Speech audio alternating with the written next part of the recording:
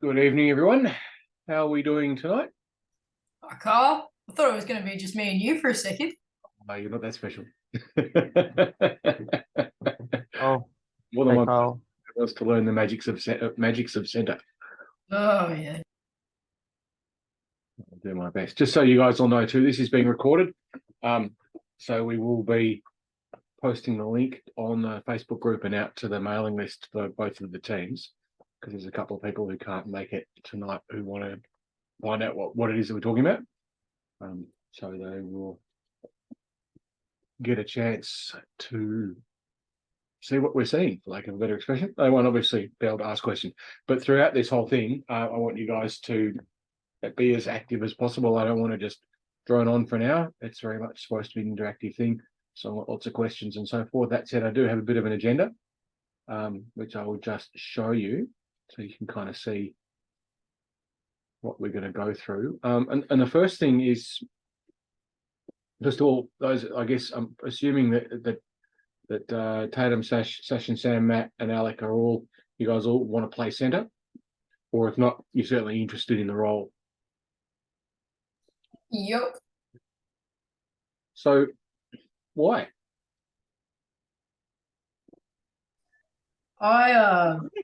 I've had a taste of wing and D, and I feel like centre is a D who has more of a forward role. Yeah, that's a good way to put it. Yeah. So, like, I like D, but I also want to score goals. I just like running around. I feel like I've got the endurance for it. So Endurance is an interesting thing in hockey. Have you played hockey before? no. Different. It's a lot of like hip. It's like a hip workout. So That's what I'm sorry. Say again. it's like a high intensity training workout. I feel High intensity what? Sorry, I didn't hear you clearly. high intensity training, interval training. Oh, it's definitely into work. Sprint recovery, yes. Yeah. Yep. So it's not, when most people say endurance, they mean things like marathon running. No. I wasn't like thinking of that. Yeah. No. It's a bit unique. Hockey is generally unique in the way that it's played, because it's the only sport that has such short shifts, which takes a lot of people a bit of time to get used to. Anyone else want to tell me why they want to play centre? Because it matters. For me, it's because from watching AWIHL, CJ, she's an awesome player. Mm-hmm. What does she do? She's a centre. But what does she do? I just like how quick she is on the ice. Mm-hmm. And she gets a lot of the puck, obviously, scores a couple of goals here and there. She's very athletic. Mm-hmm. Anyone else? All these are good things.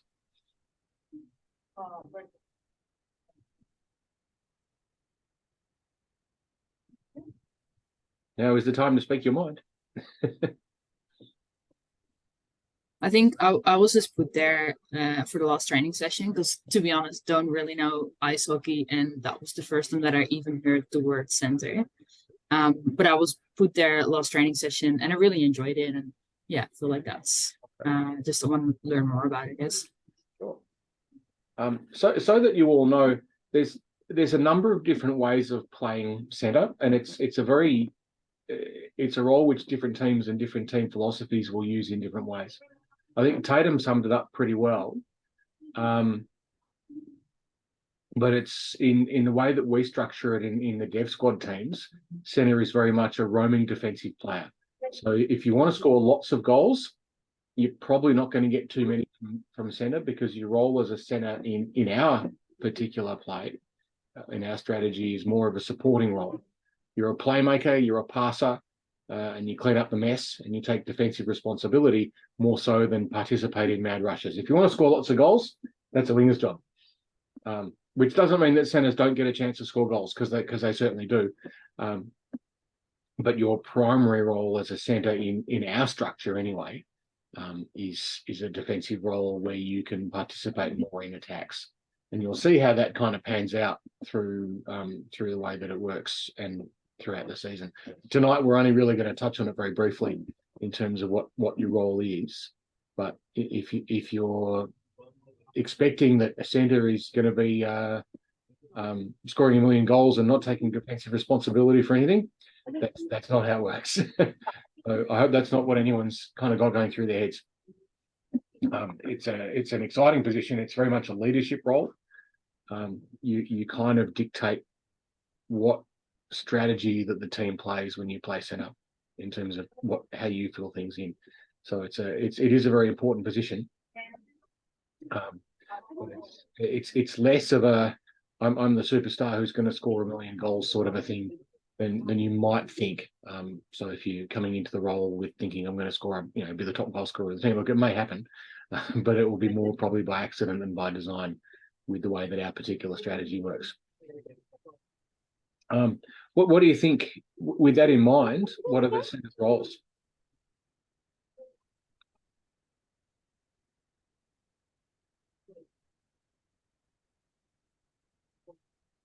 So who went to out of all of you, did at least most of you get to the training session on Monday night? Yep.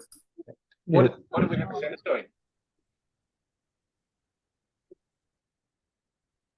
Acting as insurance and the rushers, yeah. So in the defensive zone phase, when you went back into that defensive zone structure, which we did over and over and over and over again, and there's a really good reason for that. That was practicing our defensive setup on our breakout. So the breakout is that transition from when the puck goes down into your defensive zone to converting it into an attack. That's called a breakout if you're not familiar with the jargon. And I'm sure there's a few of you who aren't familiar with the jargon, so I'll spend a bit of time kind of trying to explain it as we go along. If I ever do pop up with some word that you're not sure what it means, let me know, because chances are you're not the only one. And it's very easy for us who've been around for a while to just kind of assume that we all speak the same language. And it's a bit of a niche language, so it won't always necessarily work like that. But I'm just going to pop up a picture of a rink. I don't have a video of it as such, but I'm going to just pop up a rink picture. And what we'll look at is what our defensive pattern looks like, so that you can kind of see how it fits together. So I'm just going to pop up a picture of a rig, and we will then this one. No, it's not the one. Did have it all in one place, then my windows all disappeared. Okay.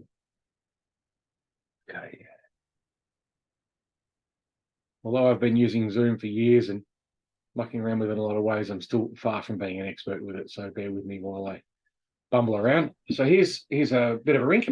You can all see that okay? Let me know if you can't.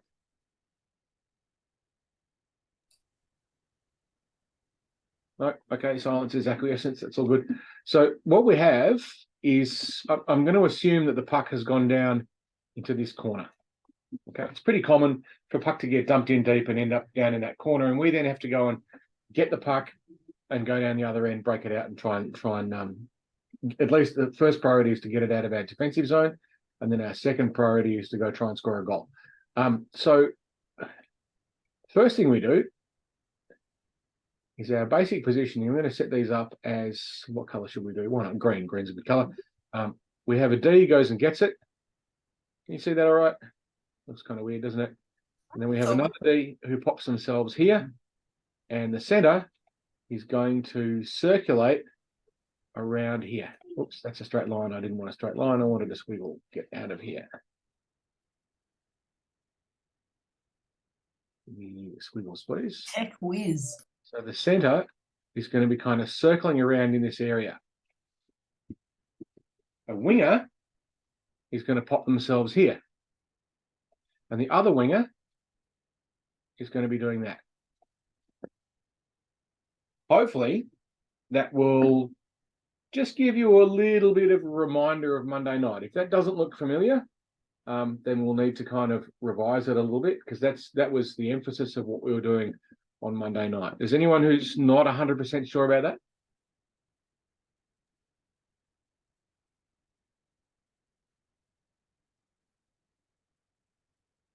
No, we're all good. Okay. So the center's job in that instance is basically this D is going to try and pass the puck up there, who is then going to pass the puck across to that winger who's bursting up the middle. And this is setting up a fast break. The center's job is to still own this area here. And if anything goes wrong, pick it up and clean it up. So that's kind of the insurance. Once the puck's out, the center then follows up the middle. So the center's there then as like a second player into the zone or a second player through the neutral zone, chasing that winger, and then you can improvise a bit. And we're not going to go into an awful lot of detail about what the center should do in that situation because it gets very complicated very quickly. Suffice to say that in the first instance, the weak side winger, which is the one who skated across and up, the center is going to follow them in, and they should go in and try to score a goal. And the center goes and gets rebounds, or if that player gets driven into a corner or whatever, and at that point we start to improvise. I'll just show you an example of that, so you can kind of see it working. And this is one I posted the video earlier today. I think I've still got it here.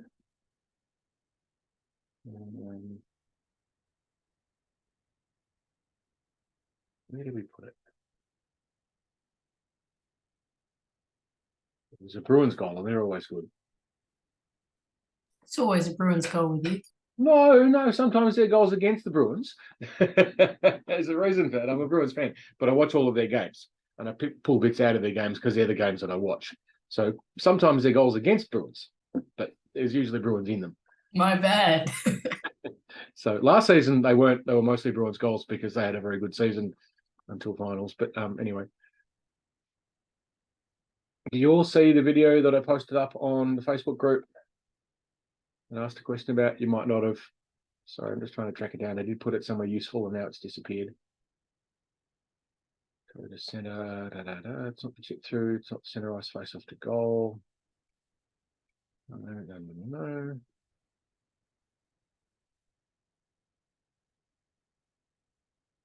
All right, this is a bit not as organized as I was hoping. Where did I put it?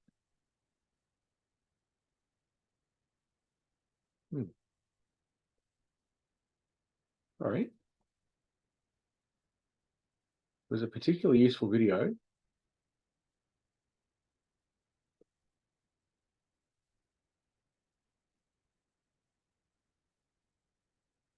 course, Facebook doesn't tell me anything useful about it. It's Facebook. Oh, anyway, I'm not going to waste time looking for it. We've got too many other things to do.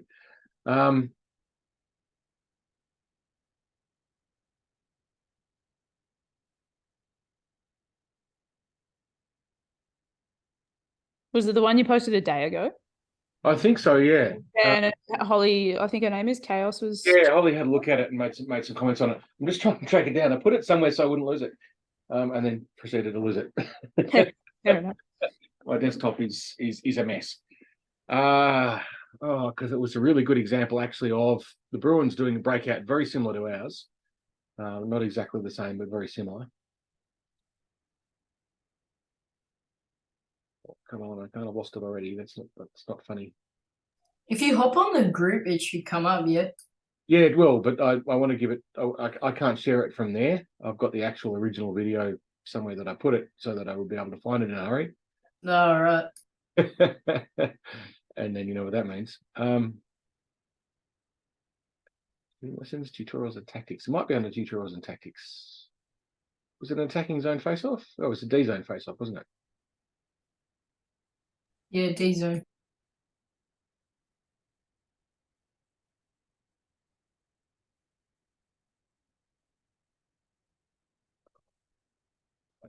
No, I'm not going to bother looking at it. It's too hard. It'll show up later. You can look at it on Facebook anyway. It's there. And what that is basically the Bruins doing a very similar to face off to ours. And you can see how the center in that video comes up the middle and kind of cleans up the mess. So without dwelling on that enormously. Clarify, Carl, in that video, is it the winger tries to pass it to the other winger, but the other winger misses the pass? Yeah, and it picks it up. Yeah, it's either. I think in that instance, I think it's the center that grabs it, or it might have been the center ice D. Sometimes the D involves themselves in those plays as well, which we won't be doing. Okay. Our D will be fast enough to be actively involved in those plays as novices. like what you're looking at is NHL, which is the best in the world. Yeah. And then we've got complete beginners. And although structurally what we do is similar, skill wise, Yeah, a lot less. So it's not quite going to translate that way, but it's good to see the top teams doing the same sorts of things that we're going to do. And hopefully, in particular, as you go through the season and you watch more games of hockey, you'll start to recognize the patterns that happen in those games. And you think, oh, we do that. Or why are they doing that? Or why are they doing that? Because there's some stuff that gets done at high level, which is astonishingly dumb. And you just watch it and you think, why are you doing that play? That's a really, really dumb thing to do. But there's, a lot of old school coaches who never really think terribly much. Anyway, if you're interested, there's a really good book called Hockey Analytics, A Game-Changing Perspective. And it's I can send you copies of it. I had a paper copy of it and I lent it to someone and it never came back. But I've got a digital copy of it as well. And it goes through a lot of stuff about risks in hockey, but we can get sidetracked on that very quickly. So essentially, center's role is to support the breakout. When things go wrong in the breakout, your job is to clean up the mess. Your job in attack is to cover for missing players, as well as be involved in initial rush. So say, for example, we've got a defensive player who gets into the offensive zone. It happens. Sometimes they're carrying the puck up and they're in the rush. The rush is an attack, by the way, if you're not sure of the jargon. Sometimes a defensive player. You know how we were teaching our defensive players on Monday night to stop at the blue line?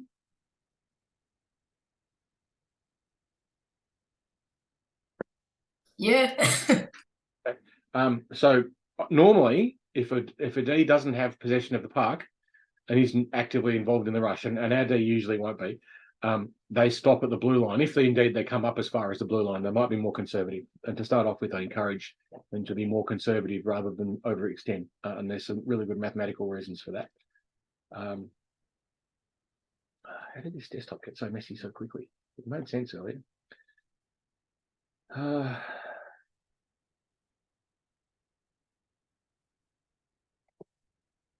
This is the diagram I wanted.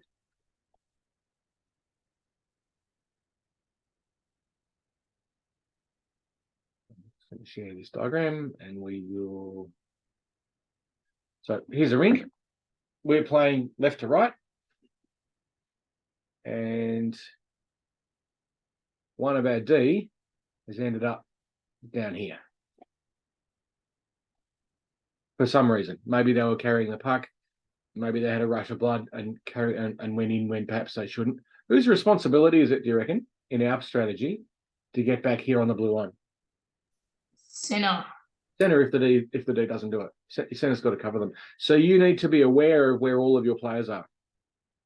If you see a D skating up with the puck, usually you will then hand back. The wingers will go in. They're just let's go score goal. That's kind of wingers mindset. And that's good. But centers have got to be a bit more aware. You've got to say, okay, that's one of my D that's skated in. That means we've only got one D back. That's a problem. I'm gonna fix it.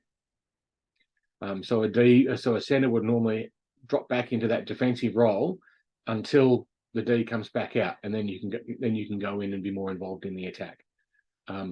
There are exceptions to that because there's exceptions to everything. But as a general rule, and certainly as our strategy, we want to have two players in that blue line or lower than the blue line, so closer to our own goal at all times. Mainly because there's a good mathematical reason for it. Tatum, you might remember. What are the most dangerous things in terms of goal scoring? Oh, in terms of goal scoring, I'd play a rush. Yep, and? Shitty dribbler. No, well, that can set up a problem. But what are the two? Like, if someone's going to score a goal, where are they going to score it? From the hash marks. Yeah. Is there anyone marking them? Oh, if someone's crashed the slot. Yeah. An unmarked player in that high percentage scoring zone. So if the opposition has a player here who's not marked, is that dangerous? Yes. The Royal Road. You can call it that, but it's the unmarked player in the slot is very dangerous. In fact, I'll show you an example of that. There's a couple of good ones. And the other one is an odd player rush. So if the opposition gets the puck and rushes down on us and there's no one in front of them, it's a very high probability of being a goal score, being a goal. And that's the same at all levels of hockey, from absolute beginners right through the NHL. The odd player rush is the most dangerous scoring opportunity. So it is our priority to prevent odd player rush, sorry, and also our priority to prevent loose players in the slot. And both of those things are kind of a center's responsibility to take care of. You don't, like, I'm not trying to load you guys up with an enormous amount of, like, well, this is going to be too hard, because you're all learning and you're going to stuff it up, and that's okay. That's how we learn. But it is a priority for you to be aware of that. That, oh, someone's loose in the slot, I better go fix that, because the wingers won't, and we don't want them to. I'll show you an example of that. I think I've got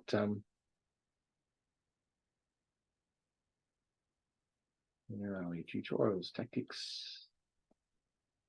Where is the own the net?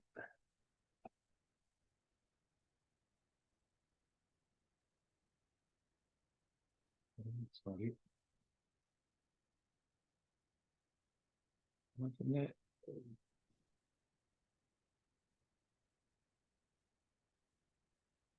think this is a good example of it.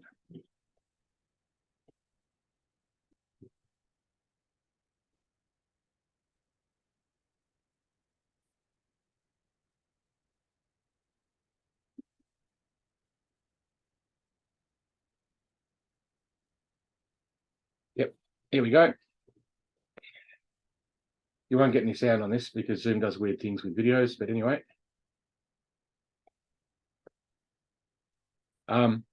So the hellfish in green are defending. The feisty lizards in white with the red in attack. They haven't set up a perfect triangle, but just looking at that, what do you see? There's an unmarked player on the. Let's see what happens.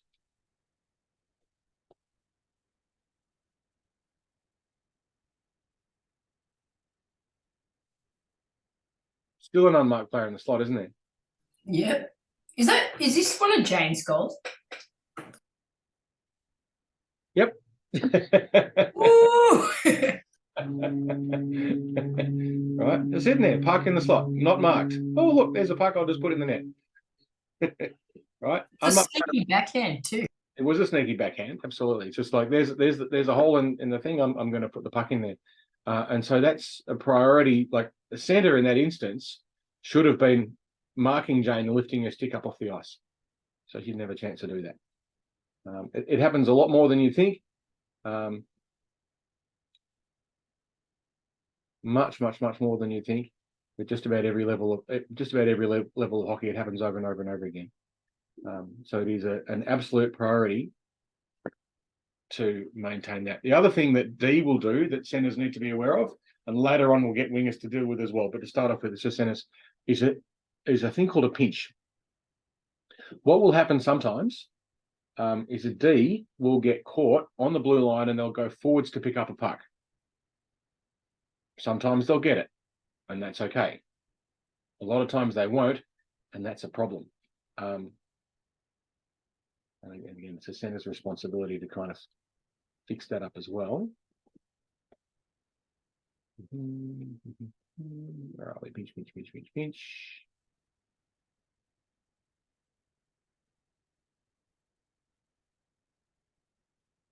Here's a great example of it. This is from Ducks versus Adelaide in the final of the Pacific League 2 seasons ago, I think it might have been. Can we have the replay? Can we pull up the replay again?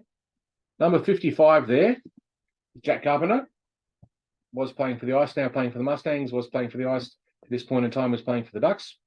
He's a D. You might be able to see, it's a bit hard to see that the blue line is back here. Right?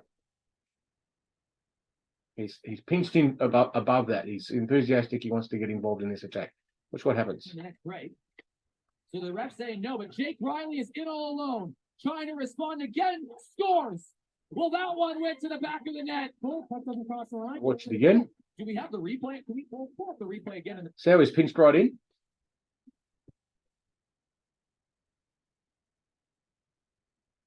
when he does that, the center's got to cover it. Say, oh, D's coming in. I've got to come back and take care of that. So that can happen much more than you'd think as well. So that's kind of what pinching is. We'll go into a lot more detail of that through the season. And again, I don't expect you guys to get all of that straight away and think, oh, there's so much for me to remember, because there's a lot to remember. And the center's kind of mostly the insurance policy coming back to cover things. So you're kind of a roving D. I think Tatum, you made that point very well, and I think Session, you made it too. That it's a D who can be involved in the attack, and kind of support everyone, and more of a passer than anything else. You don't really want to be carrying the puck very much. You want to be passing the puck up the ice, get it up quickly, get it out of the zone. What's another important part of centers play? Face-offs. Face-offs. What does everyone think of when they think of centers? Face-offs. Why is that? It's how the game starts. It is. It's how the game starts. And what else?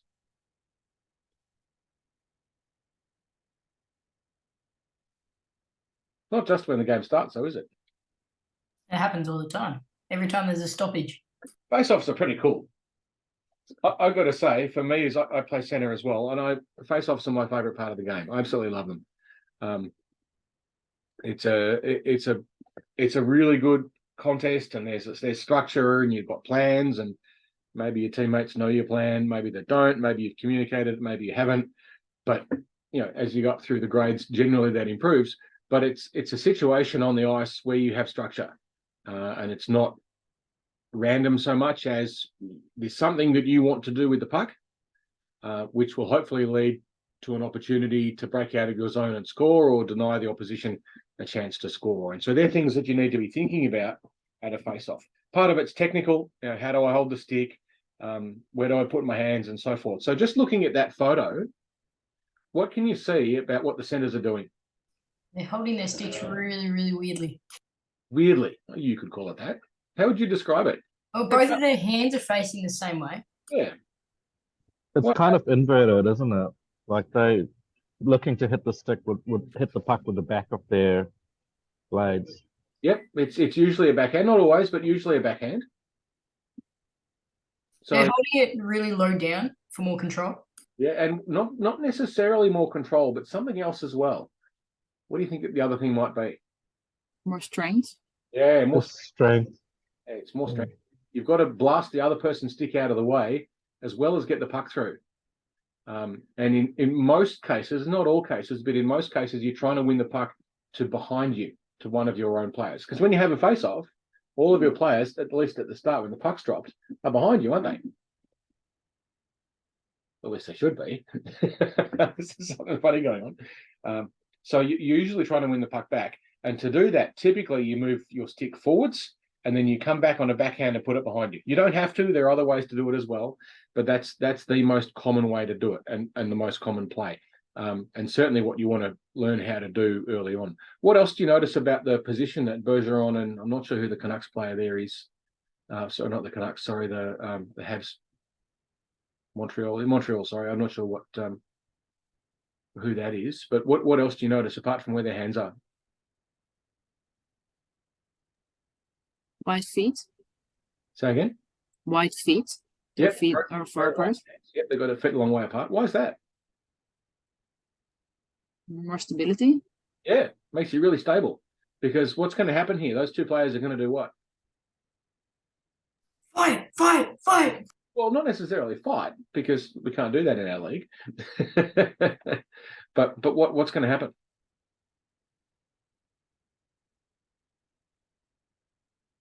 Well, they're going to be pushing against their sticks. They're going to throw each other off balance if they're not stable.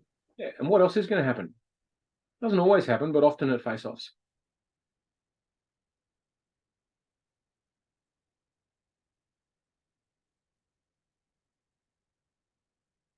You got to turn around quickly.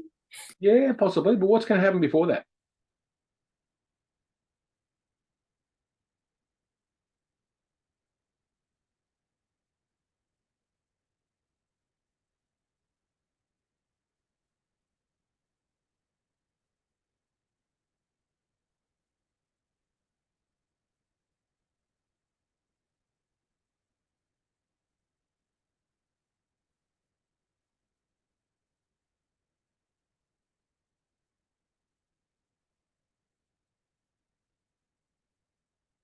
No ideas?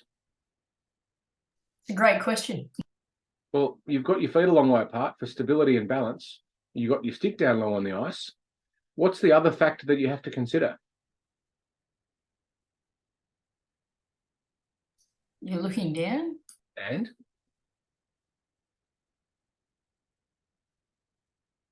Nobody else is looking at you. everyone's looking at you. You're in the center of a face-off, especially the referee. What else? Is there someone opposing you? Yeah, Yeah. What are they going to do? the same thing you're doing. Where do you need to be? You're probably going to move forward, aren't you? Oh, okay. You're You're both running going to into run each other. into each other. You're going to run into each other. So you're allowed to push into them. Yeah, absolutely. Yeah. Oh, cool. The contact. The game we're playing is not. There's a bit of a misunderstanding, and it'll continue unfortunately through a lot of the grades because a lot of players don't really get it. That the game of hockey as we play it is non-checking but not non-contact. Who's played basketball here? Anyone? Yeah, I've hobbled around on the court. Is But basketball? I played rugby, so I like the idea of pushing into the guys rugby's a on bit the different. center. Rugby's a full contact game. Basketball is a game where you're allowed to tackle? No. Is there contact? Yeah. Absolutely. And it's kind of similar with ice hockey. Ice hockey, you're not allowed to tackle each other. You can't, you're not allowed to deliberately separate your opponent from the puck. So those big hits you see in the NHL, don't be trying to do that because it won't work. And if you do it, you'll get suspended. But there is contact. You are going to crash into each other sometimes. And certainly in a face-off, you're very likely to run into each other. You're both stepping forwards to contest the puck. I will show you what happens. This is the video we want to look at. That's a goal. I don't want that one. We can't see that one. Oh no, I'm just trying to get the video in the right place. Don't worry. All right. Get it with you in a second. So you'll see this one. Come on, Zoom. Give me what I need.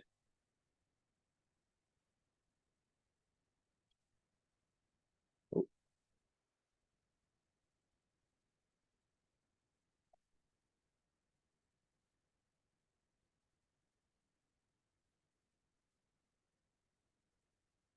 It's just that.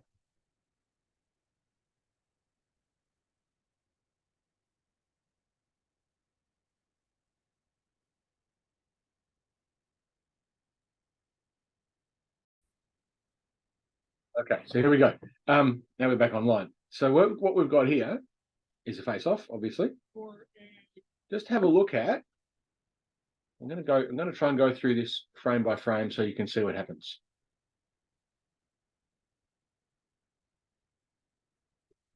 At the start of the face-off, observations.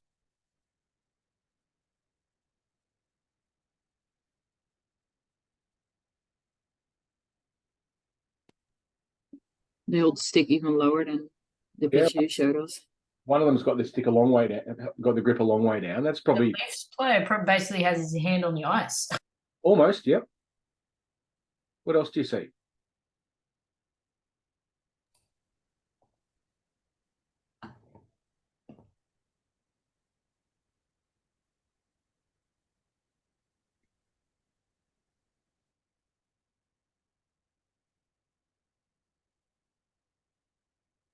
Where are their feet? Still very wide apart. Yeah. What else? Is there anything Like else? on the inside edges. Yeah. What else can you say about their position? Where is this face off? Do you know? It's in one of the circles. In someone's D zone. It's in the whose defensive zone is it in? Leafs. Yep. It's in the Leafs defensive zone, and I think it's Philly are attacking. Have a look at the positioning of the Leafs players' feet.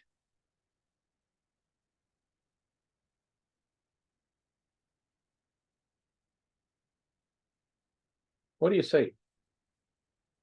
Stance is more narrow than the other players. Yeah, it is a little bit narrow. What else do you see? It's either side of the hash mark. Yeah. Look a little bit more closely. You're on the right track. Is it in terms of his edges? They're both on their inside edges, but yes. What else?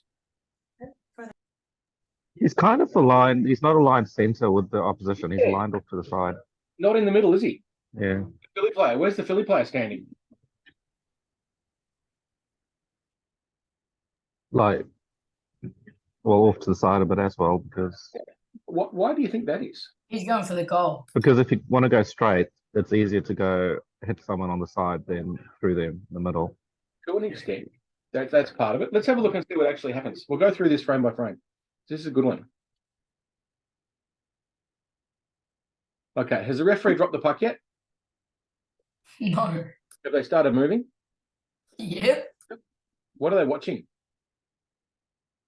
The hand. The referee's arm or the referee's hand or the referee's elbow. So they're moving before the referee's dropped the puck. That's one of the secrets. Where have they put their sticks?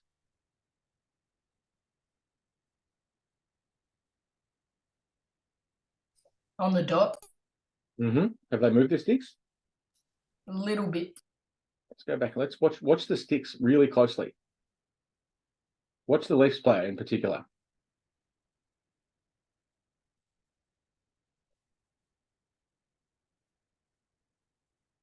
What do you see? He's moving it forward. Yep, and?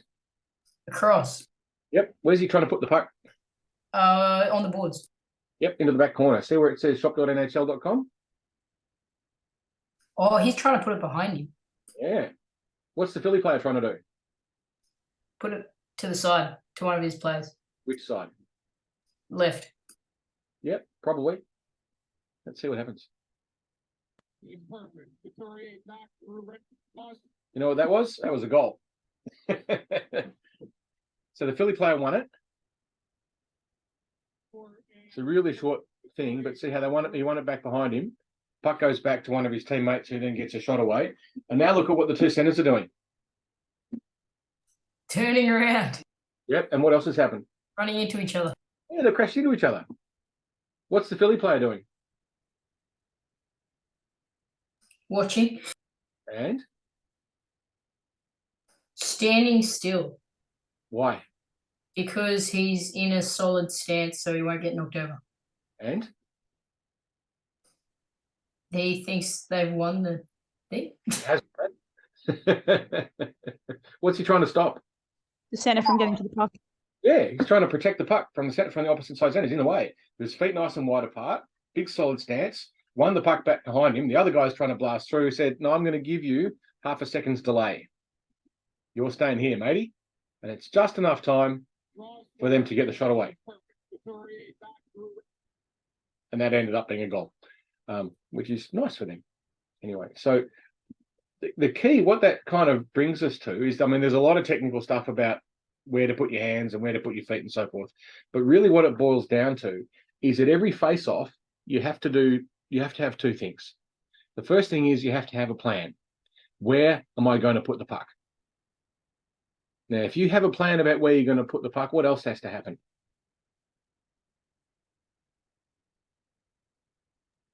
Your team needs to know. Team needs to know. You have to communicate it. Otherwise, there's not very much use, is it? I'm going to put the puck somewhere, and your teammates are like, huh? And don't worry, for the first 6 matches, your teammates are going to be, huh? It's pretty normal. But that's what will happen is your teammates will get, it won't matter at first, but as they get a bit more time and a bit more experience on the ice, then where you put the puck starts to be a little bit more useful.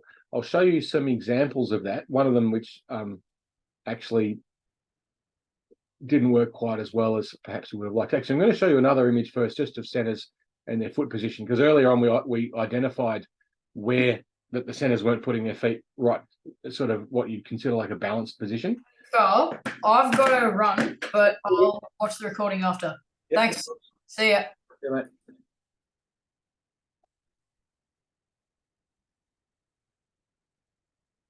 What do we say on this one? There's no sticks on the ice. Not yet, but what else?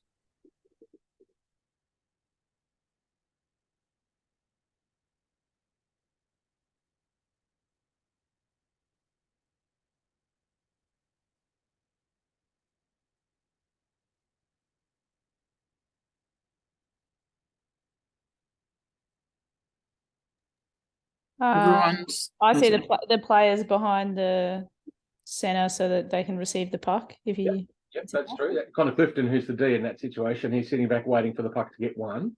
yeah, and they seem more mirrored this time and a lot more like last time one was off center. They're more centered this time. Have a look at Charlie Coyle's feet. Where are they relative to the hash marks? Oh yeah, it's on the hash mark. Yeah, one is and the other one's right across. Why is that?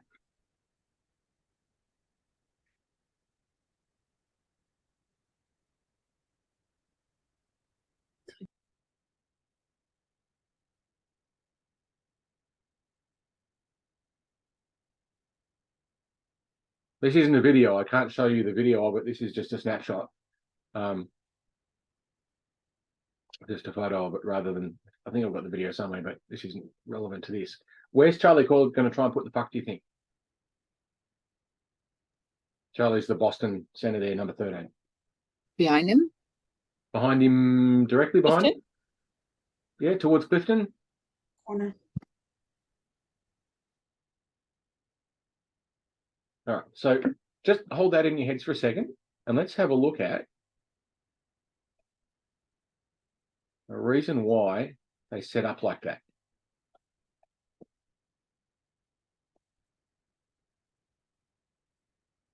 Because it's not random. There's a very specific reason for it. There is a rink. The yellow bit is the danger zone. Why is the yellow bit the danger zone?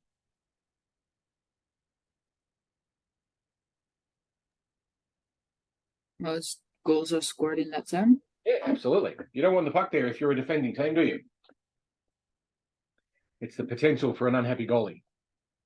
So if you're, let's say we are where Connor Clifton was on his particular face-off. So that would have us here. So Clifton's there, right?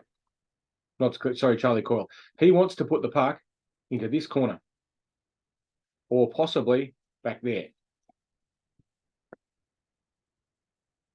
These are safe places for the puck to go. They can't score a goal from back here. I mean, you can, but we're talking extraordinarily rare. And like strange rebounds and so forth. He wins it back here. That's a good win for that center. He doesn't want the puck to go across to there. He's a left-hander, so he wants to put his stick here, clean the puck out, and drive it back that way on his backhand, which is why he set up the way he did. Make sense? Yeah. Now, if you're an attacking player, this is all very fine and well from the point of view of defense, but if you're the attacking forward, where do you want to put the puck? So you're here, you're the attacking forward. Where are some good places to put the puck? In the yellow zone. Yeah, absolutely. What's the best one of all? Into the net. The net, absolutely. Sounds silly, but I'm not being silly. It's absolutely 100%. As a center there, you want to put your first option, if you can, is to drive the puck into the net, which does a couple of things. Sometimes it scores a goal. It's pretty rare, but it happens. What else happens? Rebound. Rebounds, absolutely. So your wingers, this is where you need to communicate. You should have a winger here, and that winger's job is to crash the net straight away as soon as you move. Just drive straight in, stick on the ice, shove the puck in the net if there's a rebound. Right? Either that or you put the puck in itself. Let's have a look at that. It might sound like it's a little bit of a fantasy, but let's see what happens in the real world. Oh, not that one. That's a center ice face off.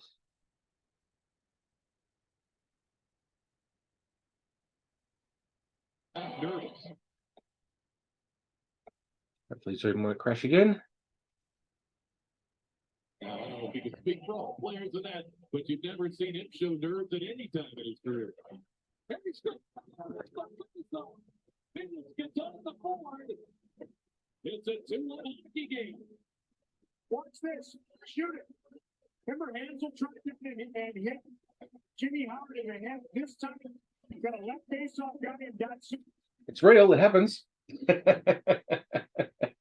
That goal, he didn't even seem ready. Well, Yeah, rookie mistake. It absolutely takes them by surprise. I've in my time playing center, I think I've scored 3 goals from that situation, and it's usually because the goalie's not ready. Like you see the goalie, they're not looking. You're under a lot of pressure. It's unlikely to be a clean shot. It's not like you can measure it, but you just fire it in the direction there and see what happens. Let's have a look at how they set up. Was there any indication that he was going to do that? Just trying to trickle through this frame by frame. Have a look at number 31 in the red. Have a look at his grip and where he Yeah, stands. his grip gives it away completely. That's what he was going to do. Doesn't it? Yeah. Get away entirely. The other guy, the other defender, where have they set themselves up? In the yellow zone or at the top of the yellow zone? Have a look at the defending centre. What do you think? The defending centre. What's his plan? To shoot it to the guy on the boards, probably. Yeah, put him in the corner. So look at where he's standing relative to the face-off dot. He's on the inside of it, and he's on the inside, so he's forming that barrier as well. And he's trying to make it easier, and you'll find out about this when you get on the ice and do some practice at it. He's trying to make it easier for himself to fire the puck into the corner. From that position, right, what he can do, hopefully, if it works for him, is put the puck back there. That's a safe place for it. They can't score from there. That's not necessarily a bad option. And his D would normally pick that puck up, room it round the back, and break out that way. It's a pretty standard sort of a breakout play for a defensive zone face-off. He's an over behind the net, and off you go, and then this winger here is going to pick it up, and away they go. Right? That's what they'd like to do.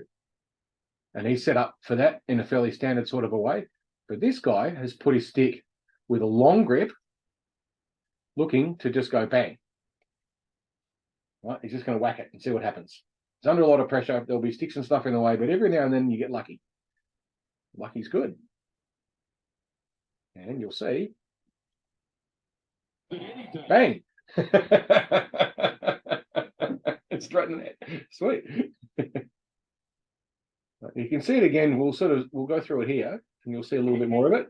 So again, if you look at their positions, position gives away a lot of what a center's intentions are. Because he's lengthened his grip, it usually means he's going to take a shot because you can move the stick a bit faster.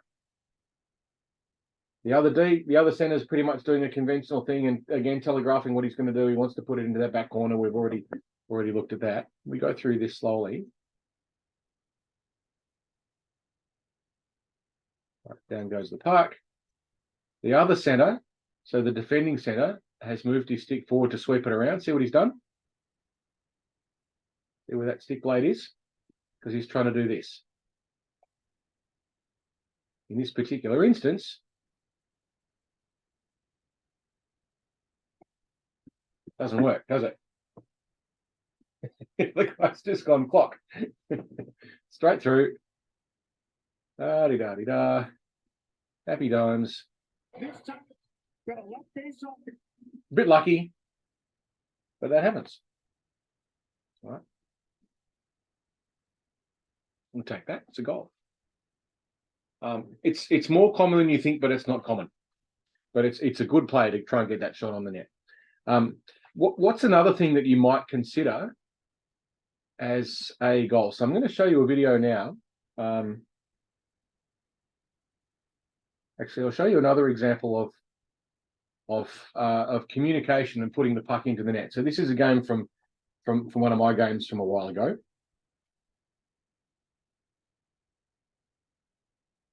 Let's see what happens.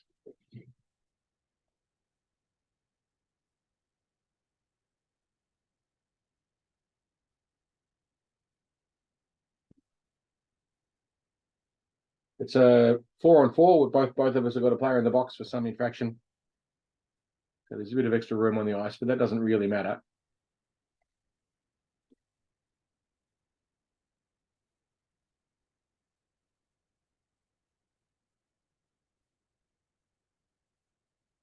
We don't get the slow motion action replays, but pretty easy goal, yeah?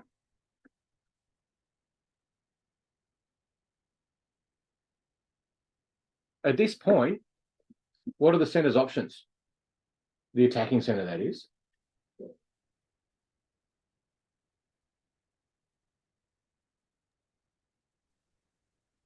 Straight on goal or to the left, I think. Yeah, you'd be tempted to say, and a lot of people do it, is that why not play it back to this player to get a shot? Is that what you're thinking? Yeah. That's an option. I'm going to show you something. Because now you've seen what happens with that was me. I just shoved it on the net, and then the goalie got a bad rebound, and then it just went in from a rebound, and that was all good. But I'm going to show you another video. Hopefully it won't crash again.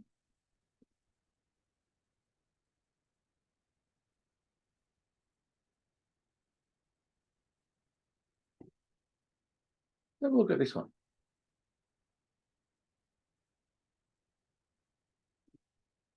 So do you remember earlier on we spoke about one of the things you've got to do at a face-off is communicate?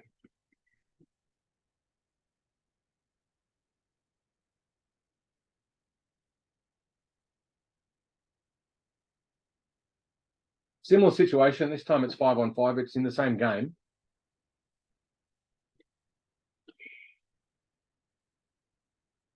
All right.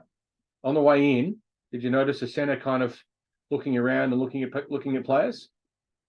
All right, looking there.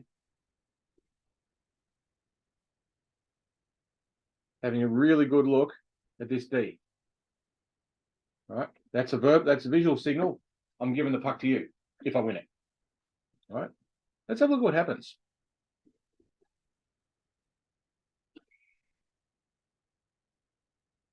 All right. Set up the two options that we were thinking about. One, and there's a shot on net, and the other one is the pass back to that D in that very, very high slot, pinched in position. Yeah. Watch this. Oh, perfect. Except. All right. Perfect face-off win. I'll take that. D gets it. Watch this.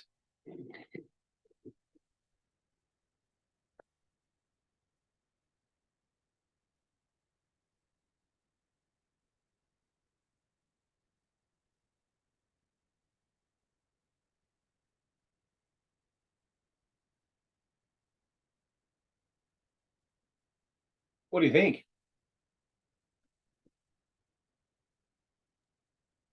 It's an easy position to put pressure on. Yeah. Is it a good choice? I don't think if he wants to shoot, he probably has to do another pass.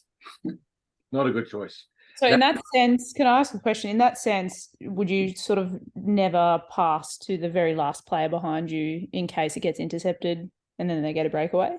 That odd player rush is the most dangerous thing, and you want to avoid that at all costs. Yeah. So as a general rule, yes. I mean, there's always exceptions, but as a general rule, you don't want to be passing back to that last player, in particular in that situation. I'm not a fan, except at elite level, and even in elite level, they stuff it up and get goals scored against them. It's more common than you think, of passing back from the face-off to that D. And there's a couple of reasons for it. One of them is those D, they tend to pinch in, so they come off the blue line and move in a couple of meters. You'll see it in a lot of grades. And me personally, I look at that and I go, "Oh, that's a mistake," because it's too easy for the wingers rushing out to get past them and score goals.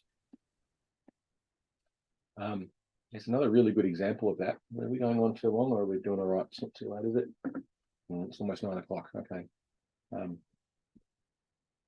There are some fascinating examples.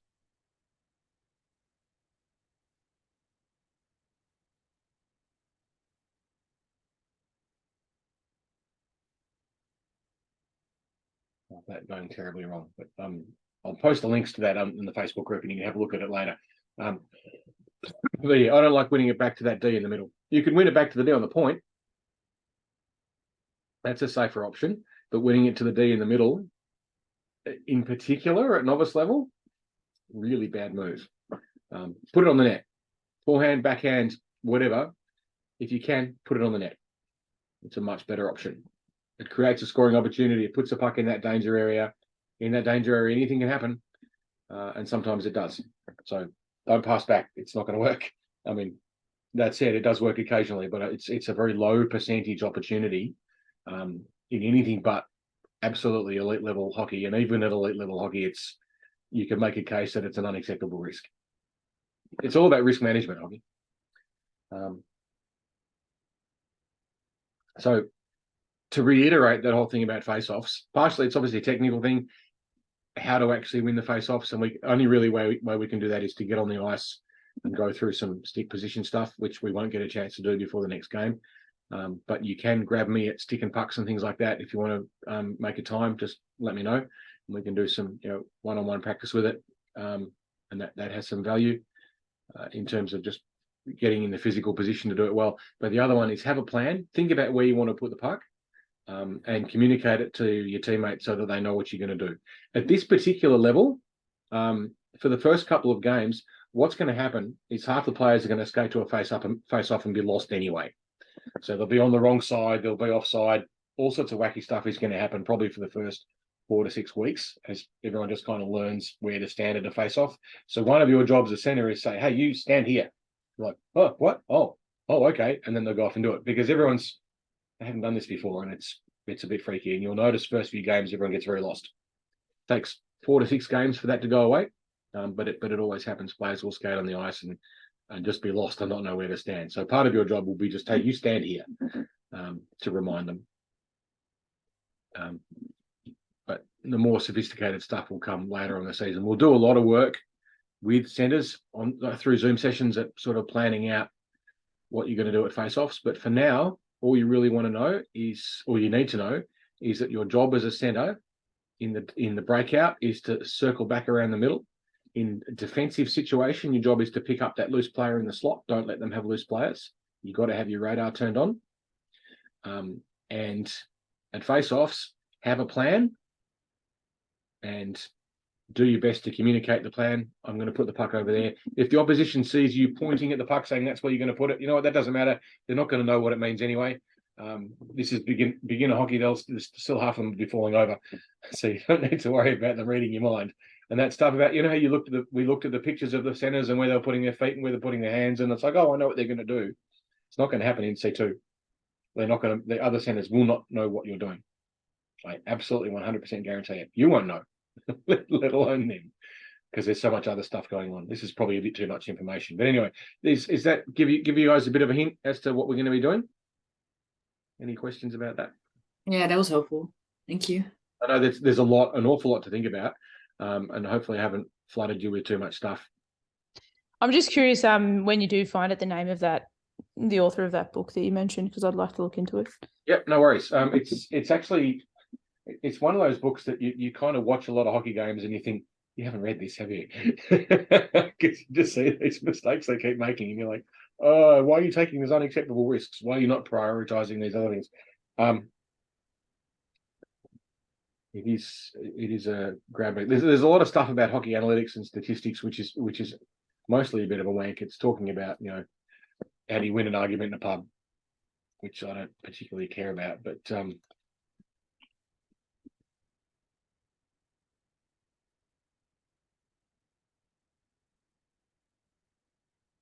just Googling it.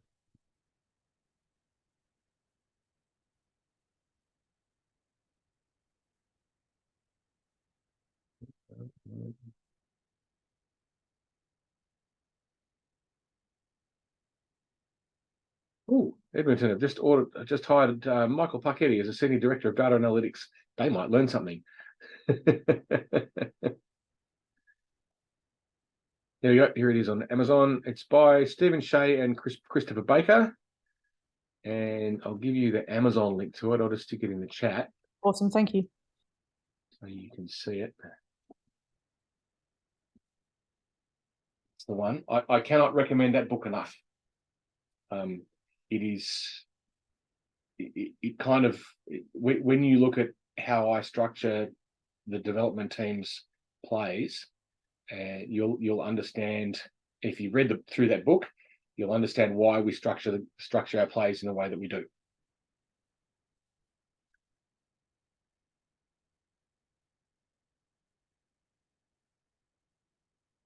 That's probably enough. It's 9:15. I've used a lot of your evening, and I'm sure you'd rather go and watch Netflix or something. This is recorded. I've got to join the two recordings together because Zoom crashed at half time, but we'll get that up online, and so you can see that as well. Matt, you've read it, have you? So you know what I'm talking about, yeah? I kind of paraphrased it in a couple of articles called Beer League Analytica, which is just a real dumbed down version of it with like it's sort of 2 pages of prioritize defense. Don't let get behind you, and D should move back rather than moving forwards as their first option. And we'll be going through that all season, and we'll just be hammering that home game after game after game. But the priority for first game is changes. Can we change? So a lot of this stuff will be mostly irrelevant. But at least if you're playing centre for the first time, if you know where to stand, if you know the basics of your job, you're way ahead. So it's a good start. Alrighty. We've got a Zoom session on Tuesday next week, which is the safety and rules seminar. And we might, if we have time, do another Zoom session, which will be for both of the teams in its entirety, which is just some stuff about game 1, how to be ready for it, how the change rooms work, that sort of thing. So we'll probably do that as well. I'll probably make that happen on probably Wednesday night. Actually, no, Wednesday's hockey school next week, isn't it? That won't work. Probably be Thursday night next week for that one. Again, it'll be recorded as well. But Tuesday night is the safety and rules seminar. Please do that one. There's a lot of stuff in there that's quite important that you know and understand. And if not before, I will see you on Zoom next week. Thanks, Carl. Always. Thank you.